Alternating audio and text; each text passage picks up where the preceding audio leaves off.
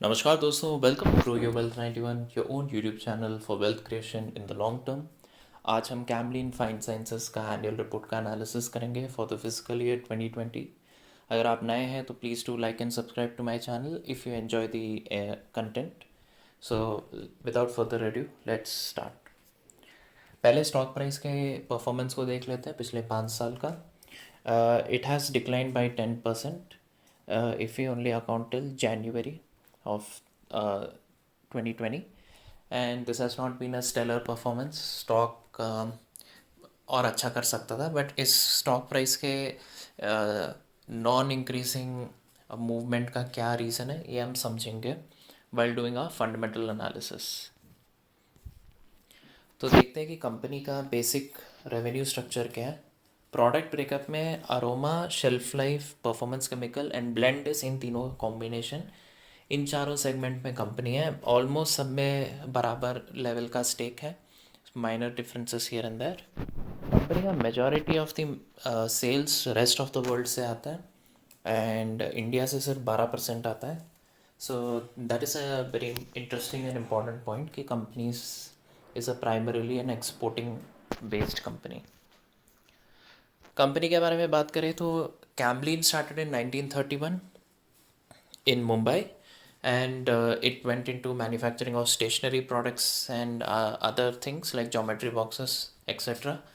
Eventually, the company established a modern plant in Tarapur which made antioxidants. जिनको नहीं पता, antioxidants खाने का जो शेल्फ लाइफ है, फूड आइटम्स का शेल्फ लाइफ बढ़ाता है। तो इन लोगों ने बहुत बढ़िया प्लांट बना के ये सेटअप किया था, and they started to deep dive into the fine sciences. So eventually Camlin Fine Science Camlin company से अलग एंटिटी बना, एंड इनका बहुत बड़ा अचीवमेंट था इटली का एक मैन्युफैक्चरिंग प्लांट खरीदना for diphenol, and they have lot of operating centres throughout the world, and obviously इनका कस्टमर बेस भी ऑल ओवर द वर्ल्ड है।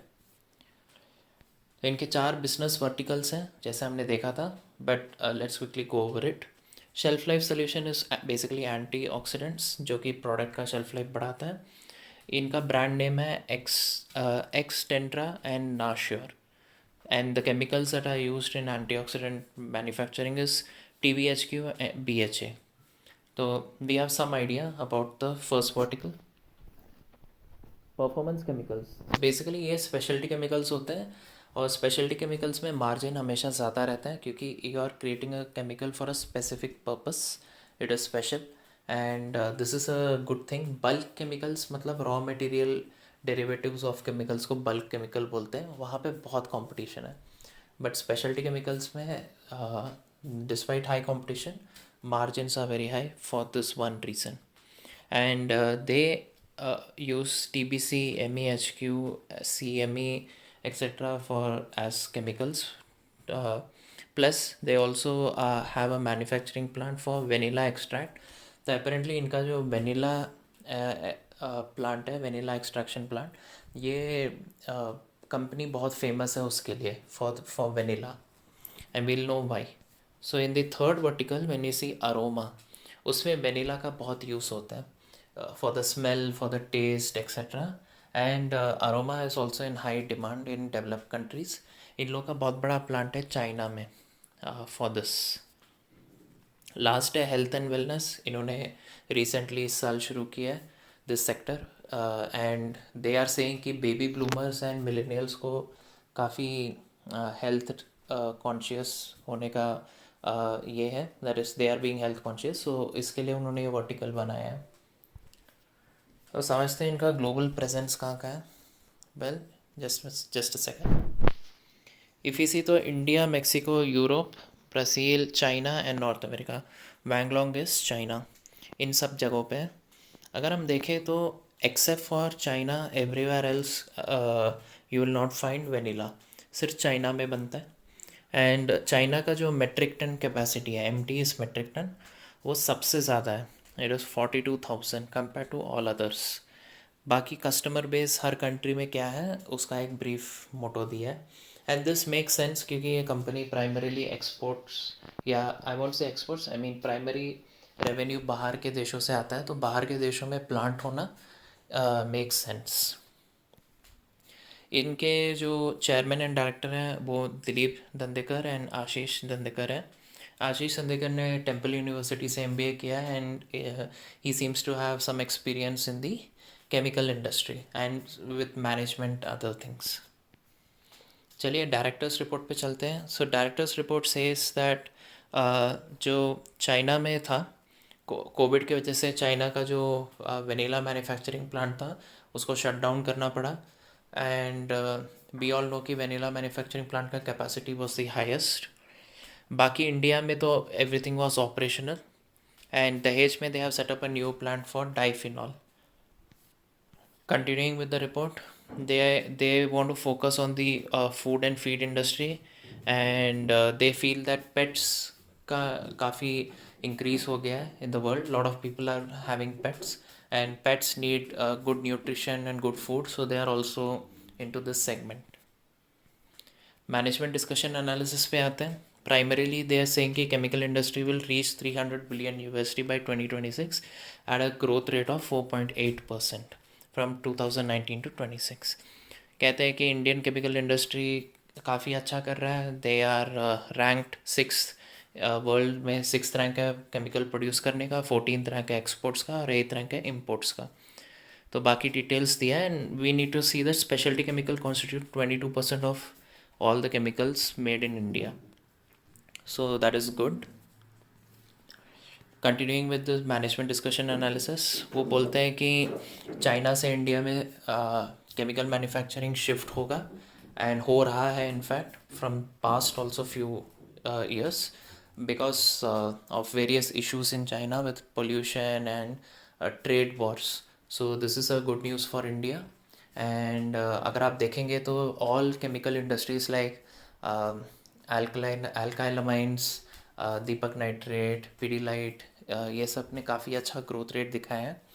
So that goes to show कि chemical industry is a blooming sector currently in India. तो चलिए management discussion analysis पे आते हैं about the shelf life solution which is your antioxidants. तो industry दिया है food, pet food, animal nutrition, biodiesel. तो we get an idea of the customer base for antioxidants and they are given a basic table explaining the chemicals. So जो straight chemicals हैं TBHQ, BHA, ये सब crude oil का derivative है and your antioxidant blends are combination of the straight chemicals. आपके additives are separate and we can see how much growth over last year they have contributed. So that talks about the antioxidants or shelf life solution, पहला particle। दूसरा performance chemical, तो they are saying that Camlin Fine Science started performance chemical division with manufacturing of diphenols and now they are that too they started in Europe। वो अभी दहेज में shift कर रहे हैं या दहेज में डाइफिनॉल का प्लांट खोल रहे हैं like we just saw earlier. And the reason is because cost उनको बचाना है। They want to reduce the cost of making this chemical and its derivatives. So we can see that company has focused on improving diphenol plant ka performance and they are saying that even though Italy was heavily affected by COVID-19, it did not stop this company from producing or running the plant, producing the chemicals and slash or running this plant। Aroma business देखें तो overall globe में इसका काफ़ी demand है, 5300 billion USD के आसपास है and vanilla is the prime flavour for aroma which people prefer and we know that China में इनका बहुत बड़ा प्लांट है। So all in all it's a win win as per the management discussion and analysis for Camlin fine science. अगर हम business overview of health and wellness देखें, so the company started health and wellness this year. They said that they have tied up with algae based omega acid producer to get sales in foreign countries and ये लोग raw material suppliers के साथ भी manufacturers के साथ type कर रहे हैं for organic products like organic ginger etc. अगर हम R&D की बात करें तो company has several R&D in the pipeline in the Italy R&D plan इन्होंने तारापुर में भी R&D खोला है to make new products and loading unloading and other forms of management related R&D भी ये कंपनी करता है. Dahej Diphenol project का we know that they want to open it in India because Italy में cost of operations is expensive. They are opening a 10,000 metric ton plant. इन्होंने specially mention किया है कि लॉकहीड मार्टिन एक flow battery बनाने वाला company है which has signed a contract in 2017 with Camlin fine science for getting chemicals to make the battery and they are mention that relationships are good, contract will be renewed or will last for आगे आने वाले time. Risk and concern में एक तो बहुत बड़ा risk जो mention किया है वो फॉरेक्स है बिकॉज इनके प्लांट्स बहुत देशों में है. सो वहाँ का करेंसी फ्लक्चुएशन के हिसाब से there is a risk and they have according to management they are very good with forex hedging. So company is very confident कि इसमें उनको डरने का ज़रूरत नहीं है. As far as the other factors को दे आर सेइंग कि cost monitoring is something the company is focusing on. And lastly they are saying कि गवर्नमेंट का जो रूल्स एंड रेगुलेशंस है बाकी देशों में उससे इनके प्लांट्स में बहुत हाई इम्पैक्ट हो सकता है. So that is something that is a high risk that they are valuing but ये रिस्क हर कंपनी फेस करेगा. So we have to just wait and see what type of risks unfold at a macroeconomic level. Financials की बात करें तो sale of finished goods contributed higher than traded goods. Other operating revenues में service income सबसे ज़्यादा contribute किया था.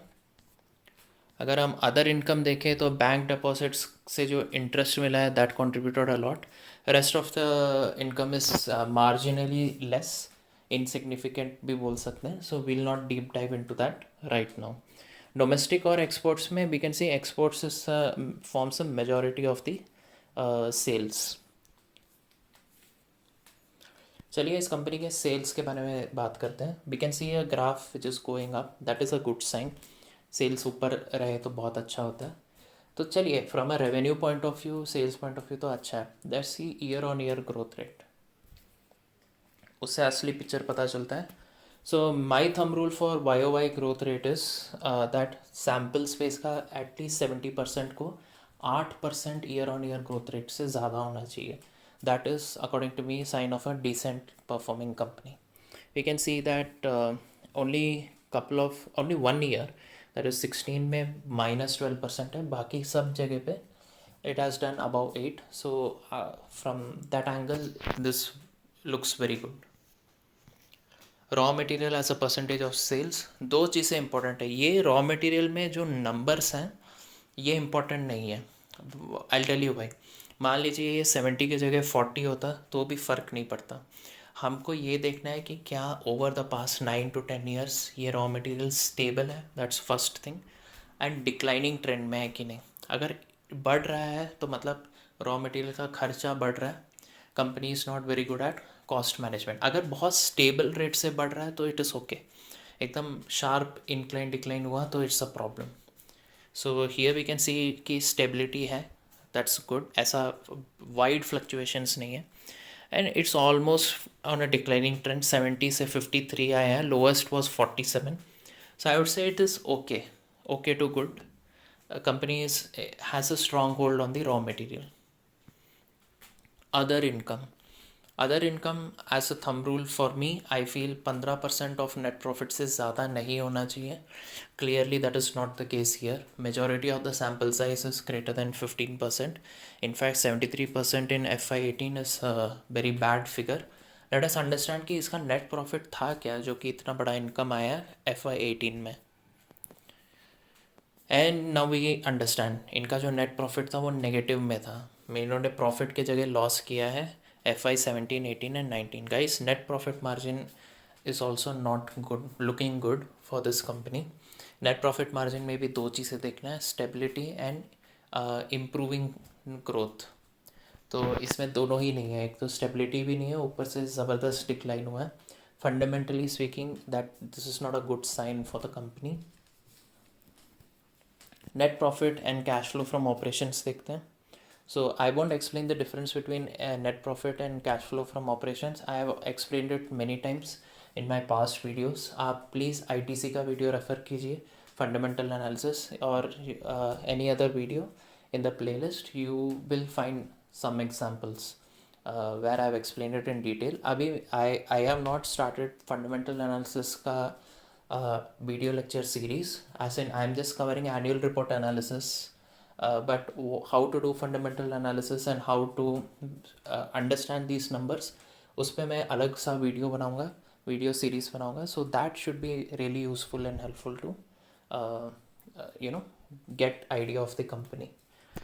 तो नेट प्रॉफिट बाई CFO को देखते हैं. This is the most important thing, and as a thumb rule 80 to 120% के बीच में रहा तो ठीक है. मेरा ये मानना है कि नेट प्रॉफिट अगर 20% ऊपर नीचे है कैश फ्लो फ्रॉम ऑपरेशन से, that is a decent sign और अ गुड साइन. तो definitely that is not the case here. I can see some wide fluctuations and it's not looking good. It should be somewhat stable. वो यहाँ पे missing है. So this is another alarming factor. तो and both these parameters, it is not satisfying condition of a good company. Return on equity देखते हैं. Equities आपका मेरा पैसा, उस पर जितना प्रॉफिट कमाया है उसको रिटर्न ऑन इक्विटी बोलते हैं. क्लियरली 17, 18, 19 में तो पैसा ही नहीं कमाया, तो return on equity will be negative, which is the case here. बाकी टाइम्स में return on equity is plus, but as a thumb rule I feel 90% और अबाव ऑफ द सैम्पल्स पे शुड हैव 15% के ऊपर का ROE. इस case में तो 90% के ऊपर नहीं है. So again this is not good for me. ROCE is return on capital employed. Again इसका भी थंब रूल 15% है. 90% ऑफ द सैम्पल्स पे minimum should have 15% year on year. In the last 5 years that is not the case, so that is another negative point for the company. Net fixed asset turnover, basically 1 रुपये के asset कितना sales बना रहा है, इसको net fixed asset turnover बोलते हैं. तो हम देख सकते हैं कि over the years it is going down. That is also not a good sign. It should either be stable और going up. It has declined almost from highest levels of 6 to lowest levels of 3. So almost half हुआ है. Is that's not a good sign. Receivable days lower the better. Receivable days मतलब customer से कितने दिन में पैसा हमें मिल रहा है. एंड कैमलिन फाइन साइंस के जो कस्टमर्स हैं वो डीलर्स या कंपनीज हैं, and those companies and dealers are not paying the money early to the company. So this is not good. मतलब इनको बहुत ज़्यादा वक्त वेट करना पड़ता है पैसा आने में. इससे क्या प्रॉब्लम है, कर्ज़ा उठाना पड़ता है उन वो ऑपरेशंस करने के लिए. So we can see it was coming down, but then it again went up, and it especially went up during the years net profit was low. So clearly we can see कि company का net profit देख के लोगों ने पैसा delay किया है देने के लिए, and that's not a good sign. So basically it takes 88 days for the company to get money when it made a sale on the first day. तो 88 डेज़ के लिए जो काम करना है, जो पैसा चाहिए, वर्किंग कैपिटल चाहिए, वो उसको कर्ज़ा उठा के करना पड़ेगा, short term loans. So it's not a good sign. Debt to equity देखते हैं, and this is mind bogglingly sad, क्योंकि मेरा मानना है कि debt to equity should not be more than 4 to 5%. चलो मान लेते हैं 10% भी रहा तो ठीक है. इसमें तो 100% के नीचे ही नहीं है, सब कुछ 100 के ऊपर है. This is not at all a good sign. इसका मतलब डेट टू इक्विटी का क्या मतलब है, डेट इज़ कर्जा, इक्विटी आपका मेरा पैसा. तो उस कर्जे को चुकाने के लिए अगर कंपनी अपना आपका और मेरा सारा एसेट्स बेच दे, तो how much it can give back to the bank. तो 134% मतलब आपका और मेरा पूरा पैसा बेचने के बाद भी कंपनी पे कर्जा रहेगा. And this is a red flag, very dark red, capital RED flashing होना चाहिए, क्योंकि इतना बड़ा कर्जा कभी भी किसी कंपनी का नहीं होना चाहिए. And unfortunately it is here, in this case it is there. Kingfisher Airlines was in a similar situation, so you can understand why I am emphasizing this point. And let us just have a look at the debt. तो this is in crores कितना debt company ने उठाया over past 10 years. आप graph देख सकते हैं एकदम ऊपर जा रहा है। This is not at all a good sign. बहुत कर्जे में डूबा हुआ कंपनी है। कर्जे की बात करते हैं तो एक बार क्रेडिट रेटिंग देख लेते हैं। क्रिसिल का तो नहीं मिला, but Acuite rating and research करके एक रेटिंग एजेंसी है, उसका रिपोर्ट अवेलेबल था। So they have given their own score rating, Acuite A-. I don't think it's very bad rating compared to the amount of कर्जा the company has. Company so the rating firm से इसकी company का strengths है बहुत ज़्यादा experience of promoters in the antioxidants and speciality segment, and they feel like ये experience and जो contacts हैं वो काफ़ी काम आएगा आगे। एंड वीकनेस में दे से इंटेंस कॉम्पिटिशन, वर्किंग कैपिटल के बहुत नंबर ऑफ डेज होता है। सो ऑब्वियसली ये दोनों फैक्टर्स हमने देख ही लिया था कि it's not in favour of the company, and this is the analysis of this credit rating agency. तो चलिए let us quickly summarize all the points that we have covered. We can see कि sales is good. Sales YOY I have put it as bad mainly because there is extremely wide fluctuations. वहाँ पे भी stability रहा तो अच्छा माना जाता है। I mean you can imagine एक साल में sales 90% बढ़ा, अगले साल 5% बढ़ा, एक और साल -2% बढ़ा, फिर वापस 90% बढ़ा, तो अच्छा नहीं लगता है। आप एक तरीके से ये समझ लीजिए, मैं बोल रहा हूँ 10 बच्चों का 100 में मैथ्स में कितने नंबर आए, average marks, and if someone says कि एवरेज मार्क इज से 75, would you prefer to have students in a class with marks like 10 marks, 100 marks, and सबको बहुत वाइड फ्लक्चुएटिंग मार्क्स को एवरेज करके 75 आना, या 70 से 80 के बीच में सारे 10 स्टूडेंट्स के नंबर हैं एकदम 75 के आसपास। So that is the kind of example that I am trying to help you visualise कि सेल्स जितना कम फ्लक्चुएशन से ग्रो हो रहा है उतना अच्छा कंपनी अपने सेल्स को मैनेज कर पा रहा है। That is the idea here, and clearly इसमें नहीं है। Raw material pricing power is good क्योंकि वो घट रहा था, almost declining trend, and stability भी बहुत अच्छा था। Other income as a percentage we saw it was very high in the recent years, that's not good. Net profit margin का स्टेबिलिटी भी ख़राब है, ग्रोथ भी ख़राब है, and net profit margin by CFO should be between 80-20%. Definitely that was not the case for most of the sample size. ROE ROC दोनों ही 15 से कम थे पिछले 5 साल में। Brand presence is average. Management I would say is average because fundamentally they have not been able to manage the debtor days, कर्जा जो उठाया है, एंड सेल्स का जो ग्रोथ है एक्सेट्रा। मैंने बैड इसलिए नहीं डाला क्योंकि कुछ चीज़ें उन्होंने अच्छे भी किए हैं, लाइक रॉ मटेरियल को कंट्रोल करना etcetera. Share holding of promoter, this is a very important thing. Share holding of promoter is only 22% if I am not mistaken currently, and ये 50% के ऊपर रहा एक कंपनी के लिए तो जनरली अच्छा माना जाता है। एंड 50% के ऊपर इन द सेंस स्टेबल होना चाहिए।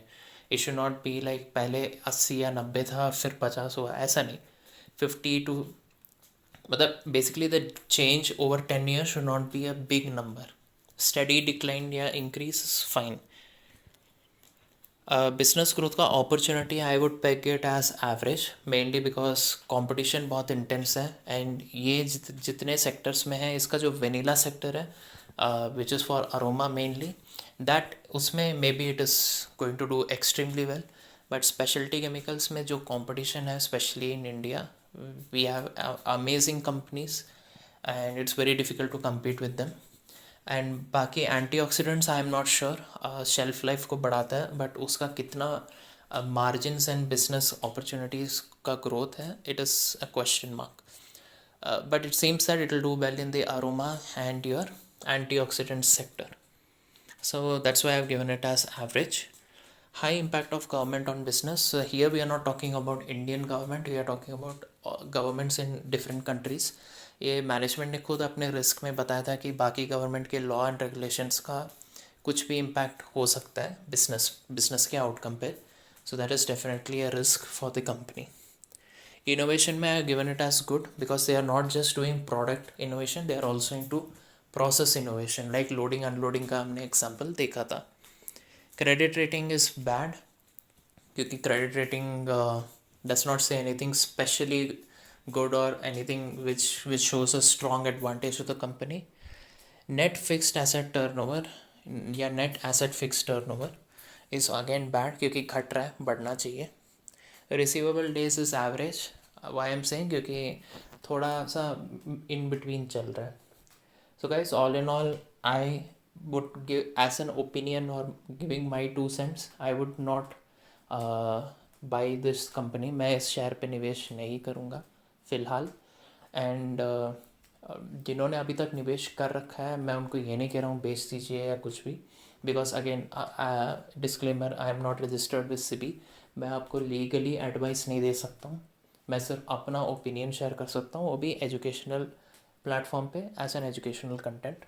सो if you have these shares, I would say that either if it's not too much quantity, you could sell it off. But if you have too many shares of the company, then just wait and watch. क्योंकि we discuss कि company फिलहाल management is not doing great, but you never know if the company is able to turn around with its aroma and antioxidants business. तो कल को ये multi bagger stock भी बन सकता है, बट आज के डेट पे इस कंपनी को लेना थोड़ा सा रिस्की है. So if you are interested to buy more shares और some shares of this company, मैं ये एडवाइस करूँगा कि अगले साल के एनुअल रिपोर्ट के लिए वेट करें और इसके क्वार्टरली रिपोर्ट्स के एनालिसिस को मॉनिटर करते रहें.